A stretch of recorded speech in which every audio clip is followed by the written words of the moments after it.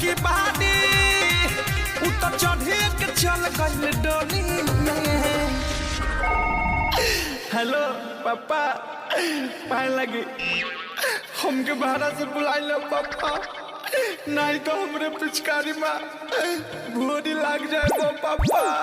पापा पापा हो माला के याद आवे होली में।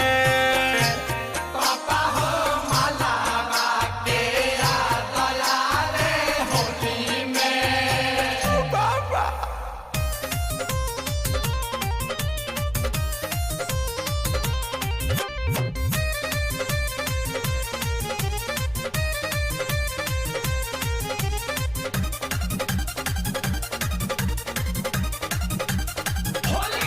हमके खेत खाद के भेजला देखनी ना फगुआ हो।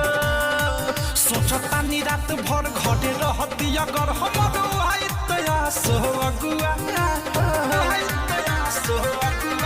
हमके खेत खाद के भेजला देखनी ना फगुआ हो। सोचतानी रात भर घरे रहती अगर हमरो आई तया सो अगुआ। मन कोडे भाग जाई ओकरे हम भिरिया गली में ओकरा लगावे लबिरिया। मजा लुटते हम लाइकन के टहली में। बाबा दादा हेलो पापा कहने की हमार शादियां करा दो पापा। दादा पापा अब केवल सुख ले दो पापा। दादा पापा माला के याद आवे होली में। पापा हो माला के याद आवे होली में।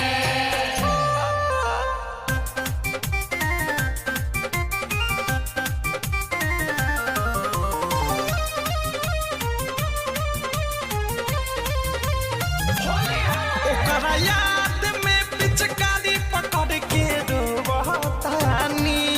जब से भइल बाटे दूरी बाटे हमर मजबूरी हम पूरा हम तो ढोवतानी। ओकरा याद में पिचकारी पकड़ के रोवतानी। जब से भइल बाटे दूरी बाटे हमर मजबूरी हम पूरा हम तो ढोवतानी।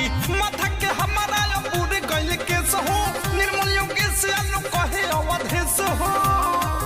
पीरियम सोनू रगावा के खोली में।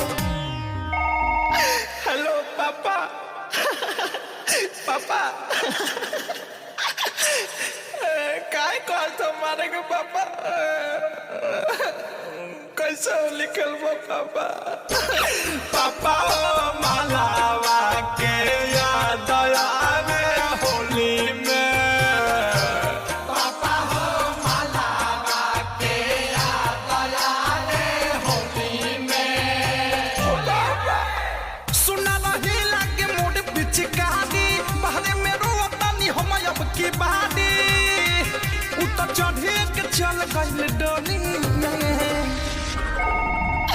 हेलो पापा पाए लगी हमके बाहर से बुलाई लो पापा, नहीं तो हमरे पिचकारी में भूरी लग जाए पापा। पापा पापा हो